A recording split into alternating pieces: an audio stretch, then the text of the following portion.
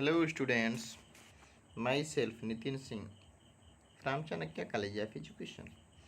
आज की वीडियो में हम लोग बीएड सेकेंड ईयर से लर्निंग फॉर असेसमेंट पेपर जिसका सब्जेक्ट कोड C9 है, इसमें यूनिट 3 के अंतर्गत rating scales construction and orientation of tools topic के अंतर्गत जो रेटिंग स्केल्स है उसको समझेंगे। रेटिंग स्केल क्या है, इसको कैसे बनाया जाता है, रेटिंग स्केल्स के माध्यम से बच्चों को हम गुण व्यवहार को कैसे मापते हैं, इन सब बिंदुओं को समझने का प्रयास करेंगे। देखते हैं। देखिए, जो निर्धारण मापनी है इसके बारे में ये प्रचलित बात बताई गई, यह माना जाता है कि जितने भी मनोवैज्ञानिक विधियां हैं, इन विधियों में सबसे इम्पॉर्टेंट, सबसे यूजफुल, जिसका सबसे अधिक उपयोग किया जा रहा हो, वो रेटिंग स्केल ही है, जिसे निर्धारण मापनी के नाम से जानते। इसका उपयोग हम उद्योग के क्षेत्र में, व्यापार के क्षेत्र में, अनुसंधान आदि क्षेत्रों में बड़े सफलतापूर्वक कर रहे हैं। अर्थात यदि इसके प्रारंभ का श्रेय मनोभौतिक के क्षेत्र में फ्रेकनर को जाता है। मैं पहली बार इन्होंने इसे मनोभौतिकी के क्षेत्र में लाया। ये निर्धारण मापनी स्केल्स ऐसे बनाया जाए, ऐसे डिजाइन किया जाए, लेकिन तब भी फर्स्ट टाइम निर्धारण मापनी की बात जो बताई गई, ये गाल्टन के द्वारा बताई गई 1883 में, जो प्रकाशित बिंब सृष्टि से संबंधित है। बिंब सृष्टि का मतलब इमेजिनरी लाइन या इमेजिनरी बातों को जानने के लिए, व्यवहार को जानने के लिए, काल्पनिक बातों को समझने के लिए, आपकी मन मस्तिष्क में किसी तथ्य के प्रति क्या बिंब बन रहा है, इसको समझने के लिए जो बात बताई गाल्टन ने 1883 में, यहीं से निर्धारण मापनी का सर्वप्रथम निर्धारण समझा जाता है। लेकिन इसके बाद 1906 एंड 1907 में पियर्सन ने बुद्धिमापन के लिए भी रेटिंग स्केल्स की बात बताई और रेटिंग स्केल्स की 7 श्रेणियों का निर्माण भी किया। इस टेक्निक में किसी व्यक्ति के व्यक्तित्व का मापन किसी ऐसे व्यक्ति के विचारों के आधार पर किया जाता है जो पहले व्यक्ति को भली बात जानता हो। इसका मतलब हम इसके अंतर्गत जो भी व्यवहार मापते हैं उसमें ये समझते हैं कि इस व्यक्ति के व्यवहार में को पहले से ही जाना जा रहा होता है, ये क्या है, इसके में क्या क्या हो सकता है। अर्थात किसी भी व्यक्ति के व्यवहार को समझने के लिए जो रेटिंग स्केल या निर्धारण मापनी बनाया गया है, इसमें हम ये जानने का प्रयास पहले से करते हैं कि आपके व्यवहार में ये बातें पाई गई, ये बातें एब्सेंट हैं जो पहले से निर्धारित करी जा चुकी है, व्यक्ति को बारे में पहले से पता होती हैं। इसमें से टेस्टोनॉमिनल, कैरेक्टर सर्टिफिकेट, कॉन्फिडेंशियल रिपोर्ट इत्यादि प्रमुख हैं जो हम निर्धारण मापनी के रूप में उपयोग करते हैं। लेकिन जो निर्धारण मापने की विश्वसनीयता और वैधता की बात की जाती है, तो ये इसकी न तो वैलिडिटी अच्छी होती है, न तो रिलायबिलिटी अच्छी होती है। लेकिन तब भी अनुसंधान कार्यों में बहुत कम उपयोग किया जाता है। केवल यही कारण है कि रिसर्च वर्क में इसका कम उपयोग करते हैं, क्योंकि इसकी रिलायबिलिटी और वैलिडिटी दोनों लो लेवल पे होती है। रूथ स्ट्रैंग ने इसके बारे में अपनी राय बताया और कहा कि निर्देशित निरीक्षण का निर्धारण ही रेटिंग इसके निर्धारण मापनी है। निर्देशित निरीक्षण का निर्धारण ही निर्धारण मापनी है। इसका मतलब कि किसी भी बात का निरीक्षण करने के लिए, किसी भी बात का निर्धारण करने के लिए, जिस बात को निरीक्षण करने जा रहे हैं, निर्धारित करने जा रहे हैं, उसमें पहले से हम जिस बात को निरीक्षण करने जा रहे हैं उसको पहले से हम निर्धारित कर रहे होते हैं कि प्लानिंग कर देते हैं, आप में ये व्यवहार ऐसे ऐसे हो सकता है। और लेकिन हम निरीक्षण के माध्यम से ये पता करते हैं कि कितना स्तर तक है, उस जिस बात का हम निर्धारण करते हैं उसी बात को कितनी मात्रा में पाया गया, इसके लिए हम रेटिंग स्केल का उपयोग करते हैं। रेटिंग स्केल्स के बारे में देखते हैं। रेटिंग स्केल्स क्या है, इसके बारे में क्या आइडिया, थोड़ा इसका कंसेप्ट को समझने का प्रयास करते हैं। देखिए, निर्धारण मापनी की सहायता से किसी व्यक्ति की पसंद अर्थात लाइक जो पसंद करता हो और किसी व्यक्ति के नापसंद डिसलाइकिंग की सीमा तथा उसकी गहनता को जानकर उसको मूल्यों को मापने का प्रयास किया जाता है। ये बात बहुत इम्पॉर्टेंट है, इस लाइन को आप नोट कर लेंगे स्टूडेंट्स कि हम निर्धारण मापनी में किसी भी व्यक्ति के किसी भी बात को निर्धारित करने के लिए जो निर्धारण करते हैं उस बात को, उस सीमा को, उस गुण को उस व्यक्ति में कितना स्तर तक है, या हम ये जानना चाहते हैं उस व्यक्ति का इस मत पर, इस बिंदु पर क्या विचार है, उसकी क्या राय है, वह पसंद है कि नापसंद है, कितनी सीमा तक पसंद करता है, कितनी सीमा तक उस बात को नापसंद करता है, इसकी गहनता को हम समझने का प्रयास करते हैं, उसके मूल्यों को मापने का प्रयास करते हैं। यही रेटिंग स्केल्स है। ये लाइन बहुत इंपॉर्टेंट है जो हम हाईलाइट किए हुए हैं। नेक्स्ट, निर्धारण मापनी में कुछ कथन, स्टेटमेंट अर्थात शब्द दिए होते हैं जो प्रयोज्य अर्थात जिसके ऊपर हम अपील कर रहे हैं, जिसके व्यवहार का हम निर्धारण मापनी कर रहे हैं, उसके कथनों या शब्दों के प्रति उसकी पसंद, उसकी सहमति, उसकी महत्ता, उसकी सीमा की गहनता को इंगित होता है। अर्थात हम जैसे हम अभी इसका उदाहरण बताते हैं, केवल आप इसकी बिंदु को समझें।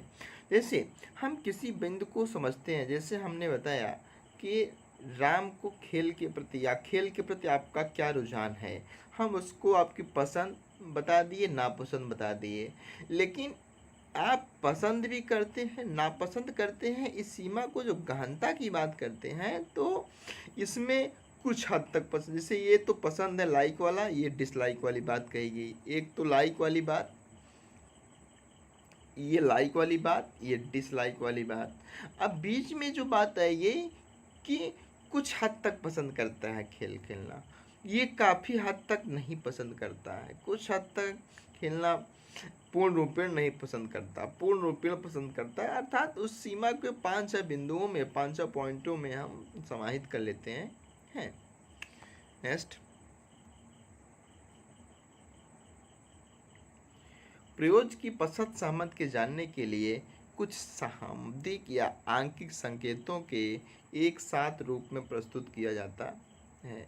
ये भी बात इम्पॉर्टेंट है कि जो प्रयोज्य की किसी बात के प्रति उसकी क्या विचार, क्या राय है, क्या सहमति है, क्या पसंद है, क्या उसकी नापसंद है, उसको जानने के लिए कुछ सांकेतिक माध्यम में या कुछ आंकिक माध्यम में हम कुछ संकेत 7 रूपों में प्रस्तुत कर लेते हैं।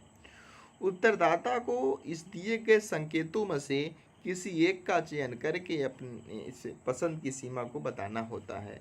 उन्हीं 7 ऑप्शनों में से जो जिसके ऊपर प्रयोग किया जाता हो, तो जो उत्तरदाता होता है उसको उसी 700 सीमाओं में से किसी एक सीमा का चयन करना होता है। उस चयन के आधार पर यह मान लिया जाता है कि इस गुण के मामले में, इस राय के मामले में, इस राय के प्रति आपका जो दृष्टिकोण है इतने स्तर तक है। निर्धारण मापनी की सहायता से मूल्यों का मापन सरलता से किया जा सकता है। निर्धारण मापनी की तरह से क्वेश्चनर, प्रश्नावली की तरह से निर्धारण मापनी भी एक प्रकार की एक साथ अनेक व्यक्तियों को प्रशासित किया जा सकता है। निर्धारण मापनी का एक उदाहरण हम आपके सामने प्रस्तुत करते हैं, देखते हैं कि निर्धारण मापनी कैसे बनाया जाता है। देखिए, इसमें निर्धारण मापनी छात्र के मूल्य की निर्धारण किया गया है। छात्र के मूल्य के निर्धारण जब किया जाएगा तो इस प्रकार से निर्धारण मापनी की बात बताई जाएगी। देखिए, छात्र मूल्य निर्धारण मापनी, स्टूडेंट्स वैल्यू रेटिंग स्केल्स, छात्र का नाम जिसके ऊपर प्रयोग किया जा रहा है, उस विद्यालय में जिस विद्यालय में राय लेके जाएंगे, ये क्वेश्चन अब इस बनाएंगे, और ये कक्षा किस कक्षा के बाद को रेटिंग स्केल से मापन करें, किन कक्षा के बच्चों को किस बिंदुओं को मापन करें, किस मूल्य का निर्धारण आप कर रहे हैं, किस डेट में कर रहे हैं। आगे इस प्रकार से आप निर्देश भी दे देंगे। आगे दिए गए तालिका में कुछ गुण दिए गए हैं, आप सोचें कि इनमें से प्रत्येक गुण आपके लिए कितने महत्वपूर्ण हैं। यदि कोई गुण आपके लिए अत्यधिक महत्वपूर्ण है तो उसके सामने आप सही का ट्रिक और स्तंभ के सामने चिन्ह लगा दें। इसी प्रकार विभिन्न गुणों के में अधिक महत्वपूर्ण, कुछ कम महत्वपूर्ण या महत्वहीन स्थिति में है, उन सभी गुणों में आप उसके सामने जो आप अच्छा समझते हो सही चिन्ह लगा दें, बना दें। कृपया अपने विचार सही से व्यक्त करें, अर्थात आपकी बात की गोपनीयता रखी जाएगी। यदि ये बात नहीं करेंगे तो जो प्रयोजकर्ता होगा, जो उत्तरदाता होगा, वो प्रश्नों को सही देने से भटकेगा और केवल आइडियल बात को ही आदर्श मानेगा।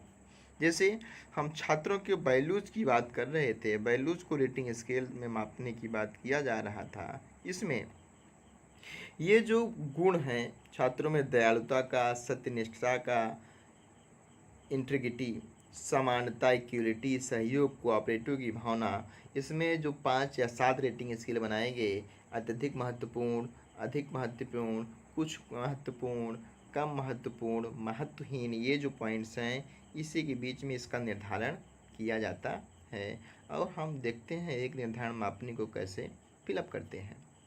इसमें समझते हैं कि ये जो रेटिंग मापनी है, जैसे ये गुण दयालुता का है, हम अपनी राय में मान लेते हैं दया की गुण अत्यधिक महत्वपूर्ण है या अधिक महत्वपूर्ण है, तो हम केवल इस पे ट्रिक मार लेंगे। हमारी राय में इस बात की से सहमति है कि दया का गुण, जो दयालुता का गुण है, हर व्यक्तियों में अलग अलग हो सकता है, भिन्न व्यक्तियों की राय है।